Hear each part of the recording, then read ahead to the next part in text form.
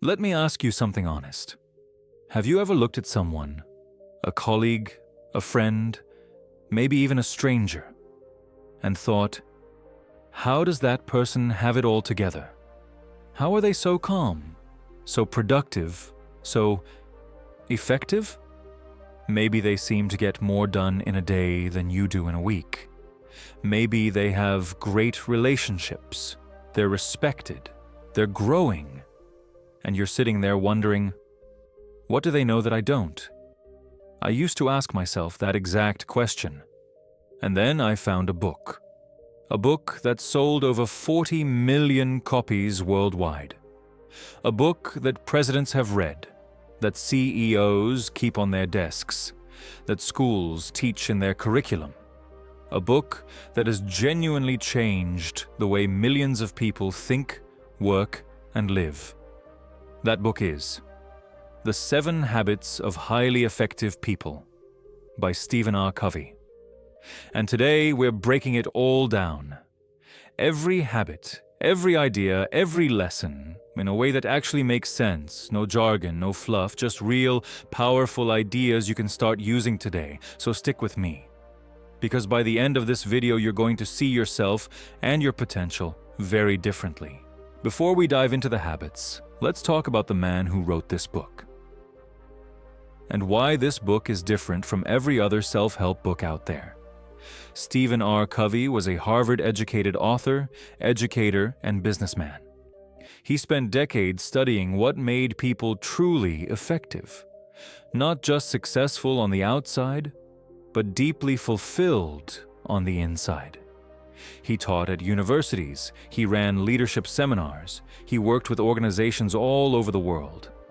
And through all of that, he kept noticing a pattern. Most people were chasing success the wrong way. They were focused on quick fixes, shortcuts, techniques, things like how to manage your time better, how to communicate more efficiently, how to appear more confident. And yes, those things can help. But Covey realized they were all surface-level stuff. He called it the personality ethic, working on your image, your skills, your presentation. What was missing, he said, was the character ethic, working on who you actually are at your core, your values, your principles, your integrity. And that's the big idea at the heart of this book. You cannot build a great life on a weak character. It's like building a house on sand. It might look good for a while, but eventually, it falls. So Covey studied 200 years of success literature, books, essays, articles written from the 1700s all the way to his own time. And he identified 7 core habits that the most effective people in the world consistently had. Not tactics, not hacks, habits. Things built into their daily lives, their thinking, their relationships. He published this book in 1989, and more than 35 years later, it's still one of the most recommended books on the planet. Let's find out why. The first habit is be proactive. Now, you've probably heard this phrase before, but Covey means something very specific by it. Something deeper than just take initiative. Here's the core idea. Between every event that happens to you and your response to that event, there is a space, a tiny pause. And in that space, you have the power to choose how you respond. Most people don't use that space. Something happens, a rude email, a traffic jam, a criticism from their boss, and they react immediately, automatically, emotionally, like a machine. That's being reactive. You let your circumstances control you. But proactive people? They use that space, they pause, they ask, okay, this happened. Now, how do I want to respond? What response would actually serve me and the people around me? Covey draws a beautiful distinction between your circle of concern and your circle of influence. Your circle of concern includes everything you care about, The economy, the weather, what other people think of you, world politics, all of it. Your circle of influence includes everything you can actually do something about. Your habits, your attitude, your words, your efforts. Reactive people spend most of their energy in the circle of concern. They're always worried about things they can't control. And as a result, their circle of influence shrinks. They become more helpless, more frustrated, more stuck. Proactive people focus almost entirely on their circle of influence. And when you consistently work there, something amazing happens. It starts to grow. You become more effective, more trusted, more capable. Here's a simple example. You get a harsh review at work. A reactive person goes home, complains, feels sorry for themselves, stews in resentment. A proactive person asks, "What can I learn from this? What's in my control? What's my next step?" Same situation. Completely different outcomes. The language even sounds different. Instead of "I can't," they say "I choose not to." Instead of "That's just how I am," they say "I can do better." Instead of "They made me so angry," they say "I allowed myself to feel angry." Those might sound like small shifts, but they're enormous, because they put you back in the driver's seat of your own life. Habit 2 is begin with the end in mind. Covey opens this section with a powerful exercise. He asks you to imagine your own funeral, not in a morbid way, but as a thought experiment. Picture the room, the people who've gathered, and then one by one, 4 different people stand up to speak. A family member, a close friend, a colleague, and someone from your community. What do you want them to say about you? What kind of husband or wife, mother or father do you want to be remembered as? What kind of friend? What did you stand for? What difference did you make? That exercise hits differently when you really sit with it. Because most of us spend our days chasing things, money, promotions, approval, without ever stopping to ask whether those things actually align with who we want to be. Covey says this habit is about personal leadership. Before you manage your time, your tasks, or your relationships, you need to know where you're going. You need a clear picture of the destination. He calls this having a personal mission statement, a philosophy for your life. What do you value? What kind of person do you want to be? What do you want to achieve? It might take a day, a week, or even a month to write properly, but it becomes your compass. Every decision, every choice, every priority, measured against it. Think about it this way. Imagine climbing a ladder as fast as you can. Pushing yourself, working hard, making progress. You get to the top, and you realize the ladder was leaning against the wrong wall. All that effort, all that sacrifice, and it took you somewhere you didn't even want to go. Habit 2 is about making sure your ladder is on the right wall before you start climbing. Everything is created twice, first in your mind, then in the physical world. A house exists in the blueprint before it exists in bricks. A speech exists in your notes before it's delivered. Your life exists in your vision before it becomes reality. So, what's your vision? You know where you want to go. Now, how do you actually get there?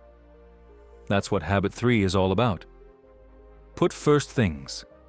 First is about time management, but not in the boring productivity app kind of way. Covey takes it much deeper. He introduces the time management matrix, much like a simple grid that divides all your activities into 4 quadrants based on 2 things: urgency and importance. Quadrant 1. Urgent and important. Crises, deadlines, the project due tomorrow. You have to deal with these, but if you're spending most of your time here, you're constantly in firefighting mode, and it's exhausting.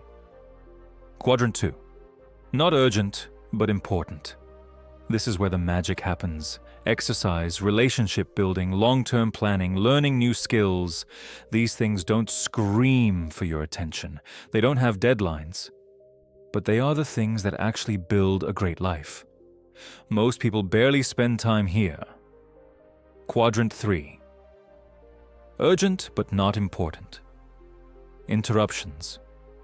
Most emails, most meetings, they feel important because they're urgent, but they're not actually moving your life forward. Quadrant 4. Not urgent and not important.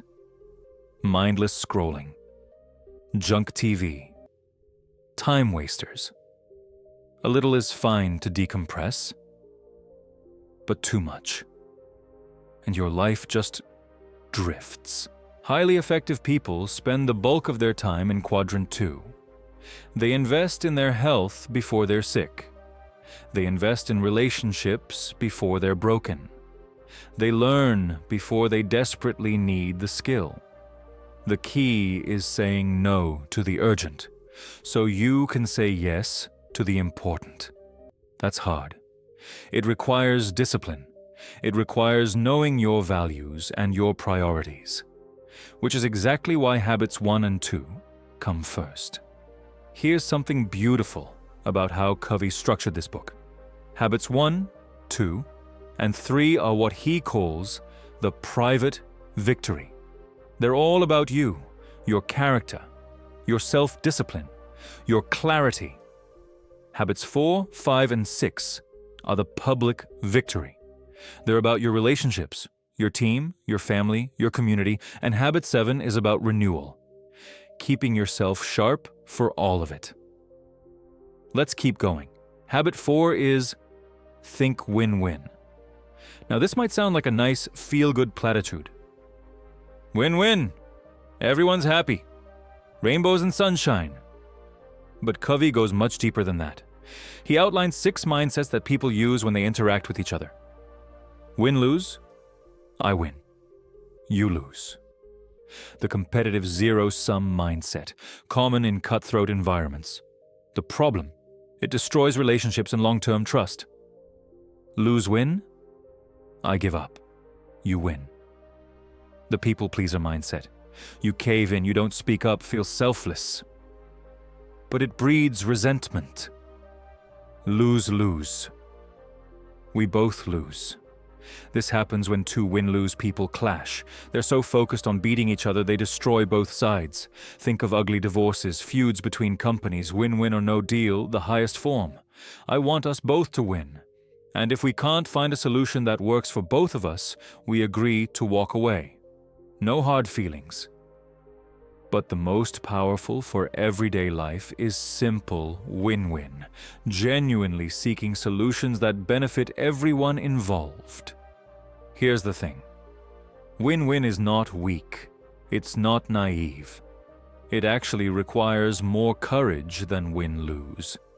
Because you have to be brave enough to say what you really want and open enough to actually care about what the other person wants.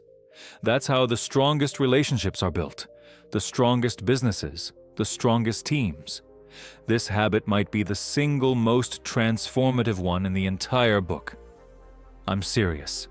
Seek first to understand, then to be understood. Covey makes a striking observation. Most people, when they're listening to someone else talk, aren't really listening. They're just waiting for their turn to speak. They're thinking about what they're going to say next, formulating their response, judging, filtering, comparing. We call this autobiographical listening.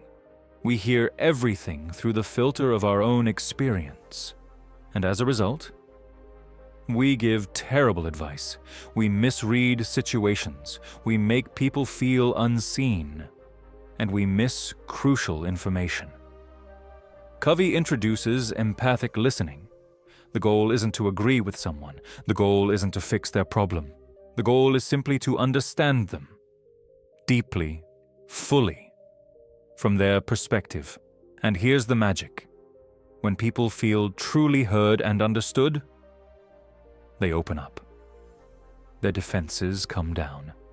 And only then do you have the real opportunity to share your perspective and have it actually land.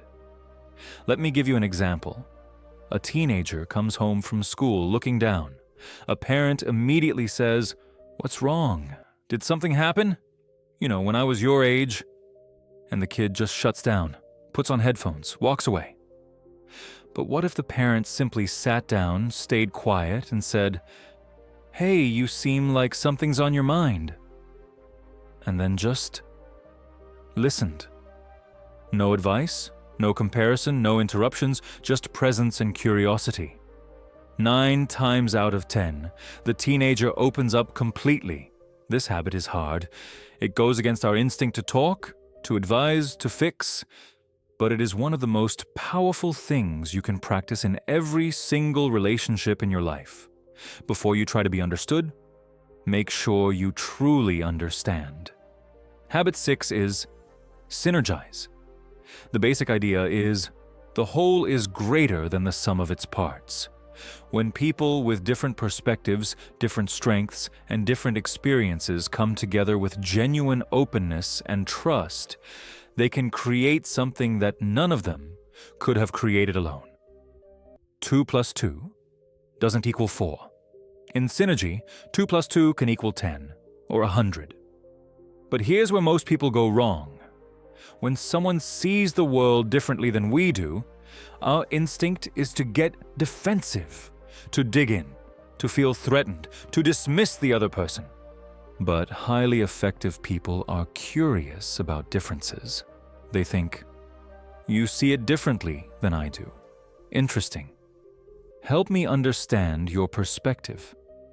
Maybe together we can figure something out that neither of us has thought of." That's synergy. That's where breakthroughs happen. In science, in business, in families, in communities.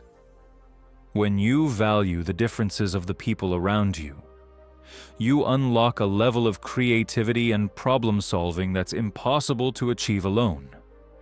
We've made it to the final habit. And in some ways, this one holds all the others together. Sharpen the saw. Covey tells a simple story.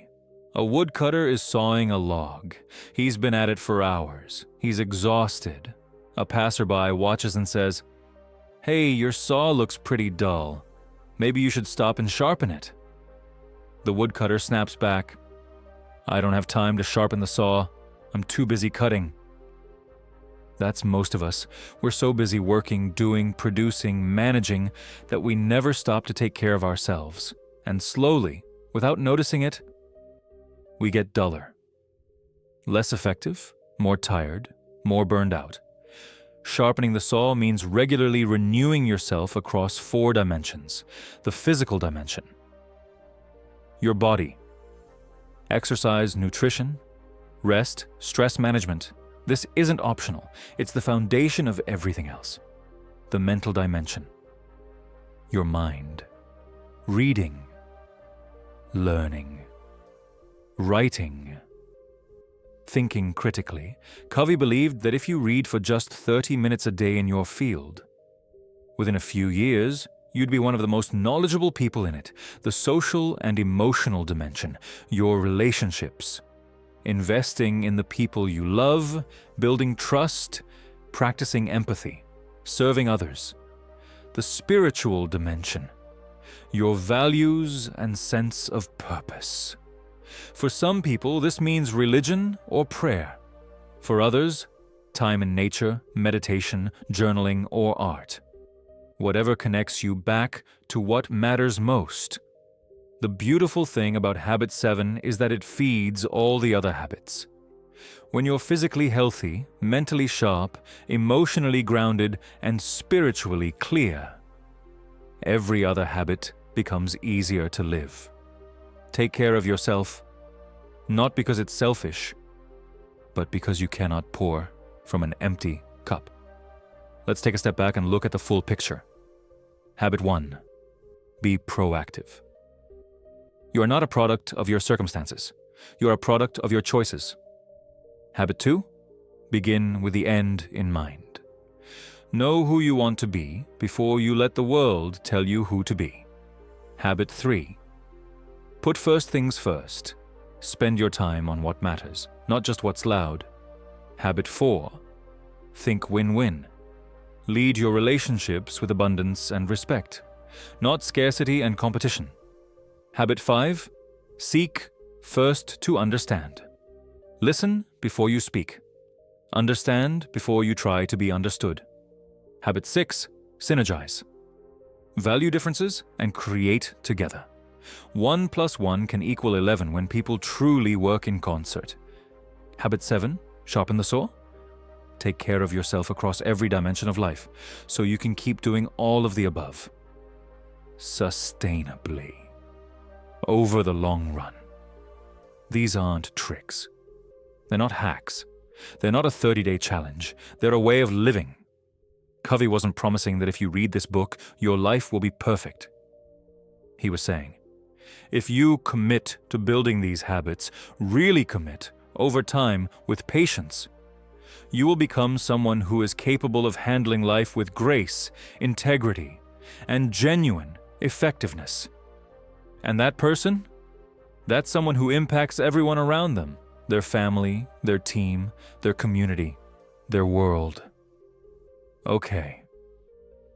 I know what some of you are thinking. This all sounds great, but how do I actually start? Here's what I'd suggest. Don't try to adopt all 7 habits at once. That's a recipe for overwhelm. Instead, pick one. Just one. Start with habit 1. For the next week, every time something frustrates you or doesn't go your way, pause, just for a second, and ask, what's in my control here? How do I want to respond? That's it. Just practice that one thing for a week. Then maybe add habit 2. Take 30 minutes, just 30, and write down your values. What matters most to you? What kind of person do you want to be? Start with just a paragraph. It doesn't have to be perfect.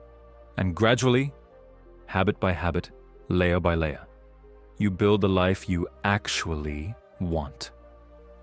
One more thing Covey says that I love. He talks about the maturity continuum, a journey from dependence to independence to interdependence.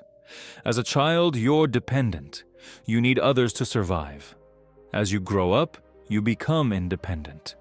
You can take care of yourself. In our culture, we celebrate independence as the ultimate goal. But Covey says the highest level of maturity is interdependence. Understanding that we need each other, that we achieve more together than alone, that relationships, real, deep, trusting, collaborative relationships, are not a weakness. They're the source of our greatest power. Habits 1 through 3 take you from dependence to independence. Habits 4 through 6 take you from independence to interdependence. And habit 7 sustains it all. I want to leave you with something personal. This book has been around for over 3 decades, and in a world that changes faster than ever, where new apps, new strategies, new life hacks appear every week, this book remains as relevant as the day it was published. Maybe more relevant. Why? Because it's not about tactics, it's about truth. And truth doesn't expire. The truth that you have the power to choose your response, that your life needs direction before it needs speed. That real success is built from the inside out. That listening is one of the most powerful things you can do for another human being. That working with people will always outperform working against them. You know what the biggest takeaway of this book really is? You are not stuck. Whatever your circumstances, whatever your past, whatever mistakes you've made or habits you've built, you have the capacity, right now, today, to begin again. to be proactive, to choose differently, to build something new. That's not just self-help optimism. That's a deep truth about what it means to be human. You have more power than you think, more potential than you've tapped, more influence than you know. So go. Pick up the book. Read it slowly. Sit with it. Let it challenge you. Let it change you. And then go out there and be the kind of person whose presence makes things better. At home, at work, in your community, in the world. Because that is what it means to be truly effective. All right, my friend. That was a full breakdown of the 7 Habits of Highly Effective People by Stephen R. Covey. I hope you found this genuinely useful, not just interesting, but useful.